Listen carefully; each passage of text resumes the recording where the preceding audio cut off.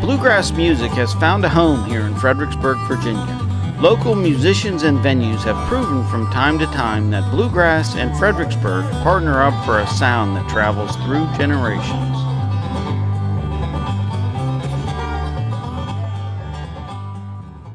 I think it's popular here because Bluegrass is pretty popular just about anywhere. It seems to have a good following wherever we go. Even when we don't expect it, we get a pretty good following. People seem to enjoy it.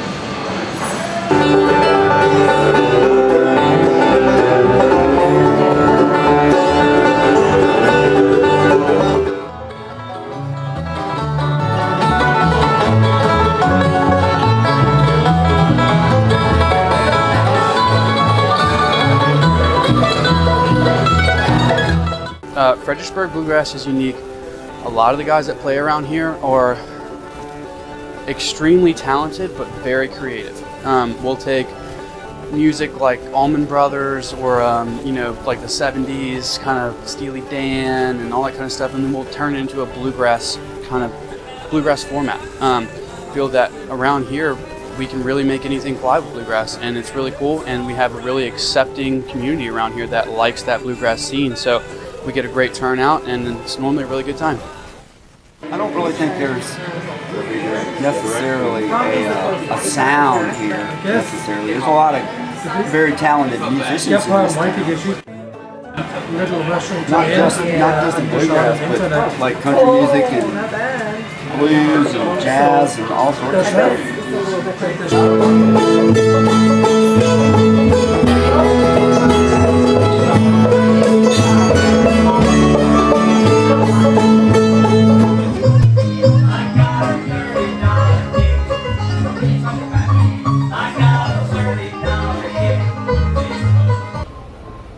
Well, bluegrass as a genre started in the eastern mountains of the United States in Tennessee, Kentucky, North and South Carolina, and in Virginia and West Virginia. And so the music itself, the genre, was developed by a group of people that put the music together, and they pulled it from a number of different earlier genres of music like blues and French Cajun music and Southern black soul music, some Irish influence in there, European influence, and then this genre of a more driving, rhythmic way of presenting the music came from that area. Now, what has happened is that the genre has tried to keep itself consistent and not be influenced too much by outside influences, which is, there's pressure on bluegrass right now to use other instruments and other types of music.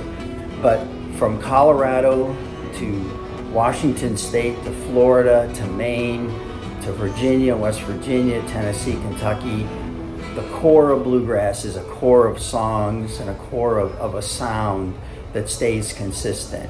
And the purest bluegrass player tries to keep that core consistent around the world. So if a guy out of Virginia comes to Colorado and sits in a bluegrass jam, he's going to hear a lot and play most of the songs that he'll play back there. And a guy from Colorado that comes into Virginia plays pretty much the songs in the genre and uses the same etiquette and the same style of playing as pretty much every bluegrass player around.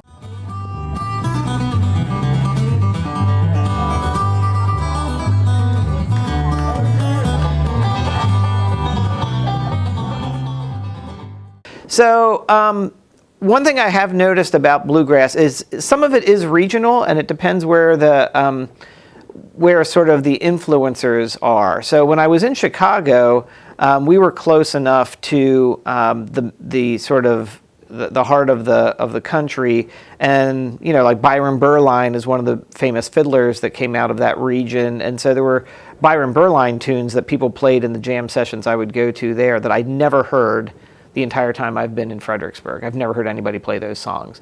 But you know what? Around here, you'll hear seldom seen songs all the time because those two of the guys that are, the leaders of that band were from Fredericksburg. They lived here. And so you hear that influence there. Fall Line's never had a fiddler, so we've never gotten into the hardcore fiddle tunes as much. And I see that a lot when you look at other bands in the area. Some of them have fiddles and some of them don't. That strongly influences the sound, whether or not you have a fiddle in the band. I think there's a lot of deep-seated, deep roots of bluegrass in Virginia. Songs that reference Virginia City. One of the most famous bluegrass songs, I think, The Old Home Place, references Charlottesville, Virginia. You know, people in this region love to hear that. When we play that song, as soon as you sing that line, I ran away to Charlottesville, everybody perks up. I ran away to Charlottesville and I worked at a sawmill or two. Because they love that. They love that. There's a song called Virginia Night. We sing that one. You know, that's another one. As soon as you sing that word Virginia, everybody perks up. So there's a lot of that regional aspect.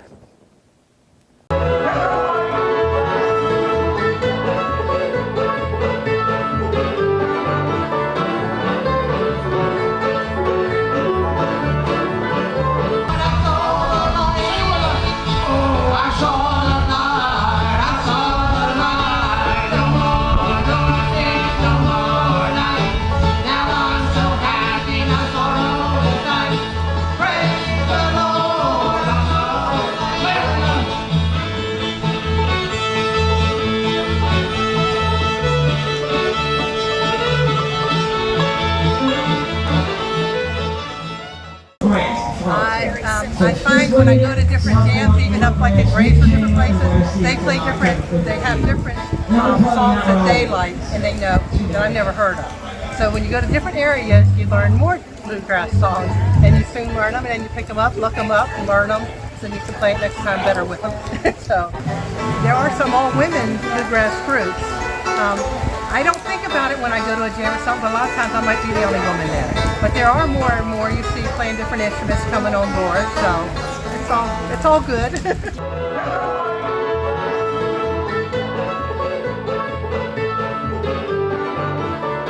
I bought my first banjo when I was 25 years old. I didn't have a clue how to play it. When I bought it, I was married at the time, and I took my banjo, when I bought my banjo, I brought it home and left it in the box and wrapped it up and put it under the Christmas tree. So my wife didn't even know what it was until I opened it up Christmas morning. She said, "A banjo." Well, there's a long story behind this banjo, but it's an original Gibson Granada, 1927. The pot and the resonator is all totally original.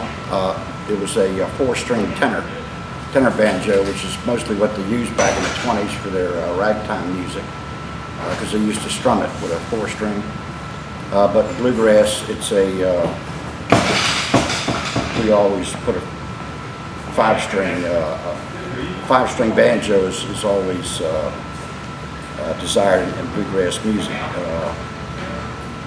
There's a long evolution behind that, but anyway, I converted it to a five-string. I built the neck for it to match the resonator.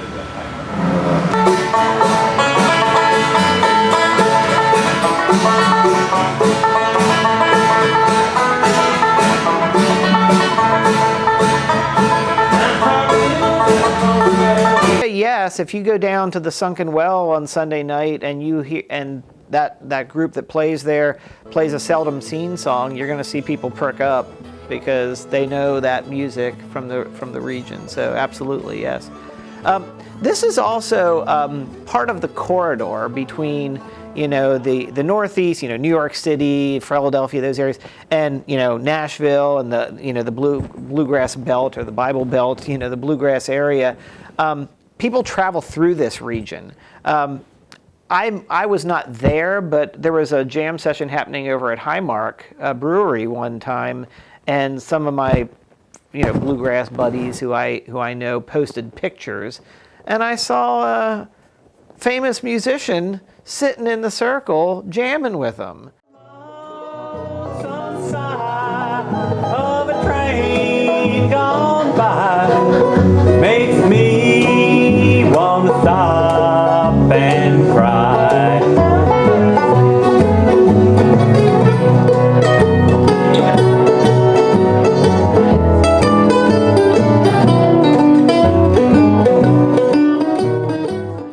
Tony writes a lot of stuff. Yeah, we do a lot of original tunes.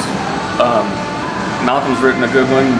Danny's got a really good one. Malcolm's got one that's a hit called In the Gravel Yard that we play. The song's called In the Gravel Yard, and I wrote it back in the 90s. It was recorded by Blue Highway, nominated for Song of the Year at the International Bluegrass Music Association in '96, something like that. And it's just had a life of its own for many years. I'm really excited that people still play it and still enjoy it. So I've just enjoyed the ride on a song that seems to have a good life. So some of the major bluegrass events in Fredericksburg, the Sunken Well on Sundays has a really cool, almost jam-like kind of deal. You can find guys like Gary Lee and Devon Jones and Scotty Buchanan. Another one is we have the Bluegrass in the Berg. So we have a Bluegrass Festival every year. It normally entails for about 3 or 4 days. It happens down at the Fredericksburg Campground or Fairgrounds. We also have Mr. B's Festival, which is super cool. And then we always have a constant jam running. As you know, Picker Supply is a big endorsement of the bluegrass scene around here. So anytime you can come into Picker Supply and pretty much find a couple of guys jamming out on something cool. Go around and take pictures for the promoters of all the bands for the different festivals. I go to about 5 or 6 festivals or more a year. It's growing. It's growing. It's like sports. It's a new sport for people. So it's good. It's up and coming. Yeah. I mean, yeah, there's at Mary Washington, I can't say that there's a large population of students playing bluegrass, or at least not that I'm aware of. But you know, I've been here for 20 years. I just finished my 21st year working here, and there have been several times over the years that people have approached me and say, "Are you that guy who plays bluegrass?" Because like somehow word gets out, right? I met a banjo player here, a student. I had a fiddler who was in one of my classes one time who came up to me after class one time and said, "Hey, I heard that you play bluegrass." You know, they're a little sheepish about it. So there are some young people. There's a growing interest, I think, among really young people.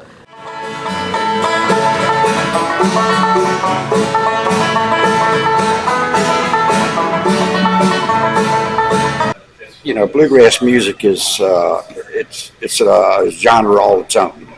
You either love it or you hate it, and it's encouraging. They have a big festival down in Virginia Beach, and it's encouraging. I've been there quite a few years. It's encouraging to see a lot of young people, and I'm talking 8, 10, 12-year-olds that are really into the music. And talking to them, they just love it, and they're excellent musicians. They're just playing their little heart out. Of a train gone by. At Porch Fest this year, we have 14 different acts and 61 different musicians. We also have the Fall Line Band, the first time that we've had them, even though they've been very popular for years around here. It's a great bluegrass band, and they have banjo, acoustic guitar, and also an electric bass, I believe it is, as well as a regular acoustic bass as well. Brian Lyra Brown is with us. John Wiley is a new act that is rock and roll. We also have the Wellbillies that will be featuring country and bluegrass as well. They are not as acoustic as the Fall Line Band, but I think that those folks who really like bluegrass will find something that they certainly like every hour at Porch Fest this year. So basically, Rappahannock's Arts just came and asked if any of us would be interested in doing this, and I said yes, and next thing I know, we have John and Tyler Wiley performing on the porch. One of the things I really like about Porch Fest is like the sense of community. It's been a lot of local artists that I really love seeing. People I've known all my life, new friends, old friends, so many people in the community that I've known for a long, long time. And we do that because arts, music, bluegrass, every sort of music bring us together as human beings, help us to really get in touch with our own internal rhythms, and also to talk about and perhaps expose us to a different point of view. There's so many things, especially about bluegrass, because that's a uniquely American form of music. And it talks about people and hardships and rural areas and how the human condition sometimes struggles, but we all depend upon each other and enjoy that rhythm, the music, and music really enlivens our lives in so many different ways. There was this really hot guitar player, I think his name's Devon. I feel like I might be messing that up. Who would come to the Sunken Well and play with those folks at the Sunken Well. But he went off now to college for music, and comes back during the breaks and still goes and sits in with them at the Sunken Well. So if you go there like over the Christmas holiday or something, you'll probably see him picking at the Sunken Well. So yeah, I'm not aware. I've actually talked to the student affairs folks and said, hey, if anybody ever wants to start a bluegrass club, here's your faculty sponsor right here. I can help run that. Bluegrass legend Bill Monroe once said, "Bluegrass has brought more people together and made more friends than any music in the world." It couldn't be more evident in Fredericksburg. The bluegrass scene is the heartbeat of this town, and you can feel it in the stories told.